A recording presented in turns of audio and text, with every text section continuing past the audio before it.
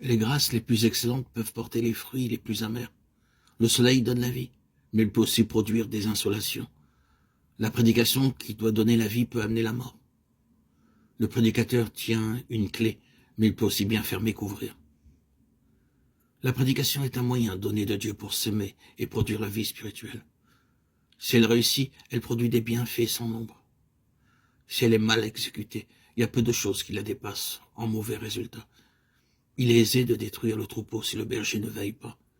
Il est aisé d'entrer dans la citadelle si la sentinelle ne veille pas, ou si la nourriture et l'eau sont empoisonnées.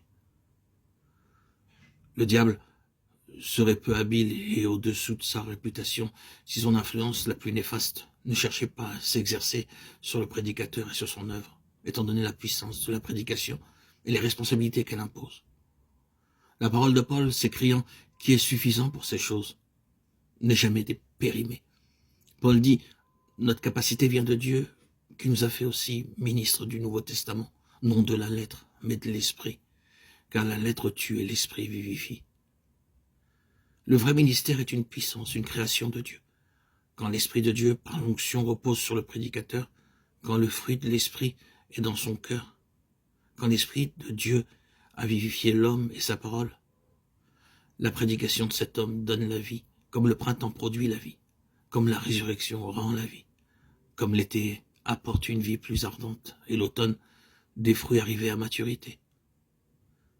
Le prédicateur vivant et vivifiant est un homme de Dieu, dont le cœur est altéré de Dieu, dont l'âme suit avec ardeur la voix de Dieu, dont l'œil est attaché à Dieu, et chez lequel, par la puissance de l'Esprit de Dieu, la chair et le monde ont été crucifiés. Son ministère ressemble au flot vivifiant d'un puissant fleuve. La prédication qui tue est celle qui est dépourvue de toute spiritualité, parce qu'elle ne vient pas de Dieu.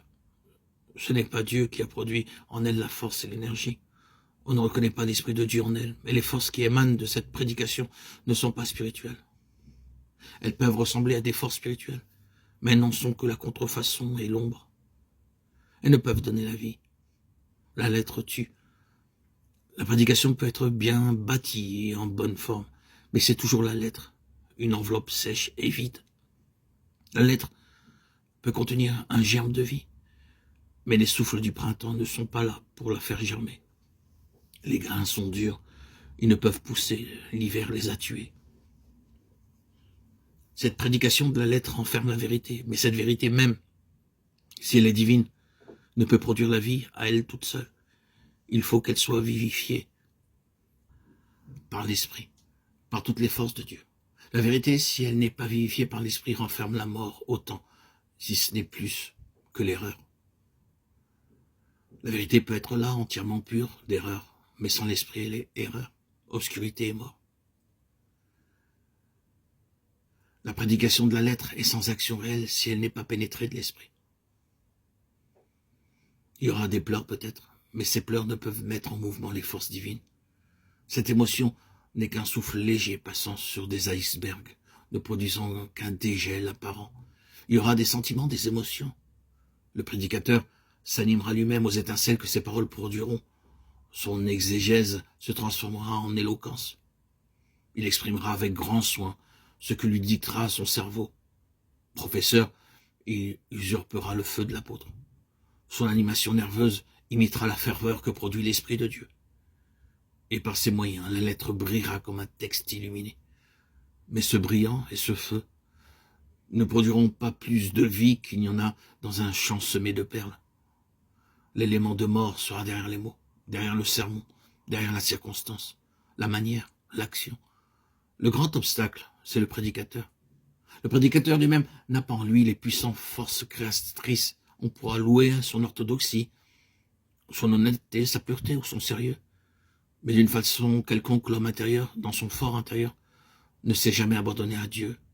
Sa vie intérieure n'est pas comme une route royale par laquelle passera le message divin pour atteindre les âmes. C'est lui-même, et non pas Dieu, qui règne dans le secret de son âme. Sans s'en rendre compte, un fil non conducteur a arrêté en lui le courant divin. Son être intime n'a jamais senti sa nullité spirituelle, son incapacité complète. Il n'a jamais su crier d'un cri ineffable de désespoir et d'insuffisance.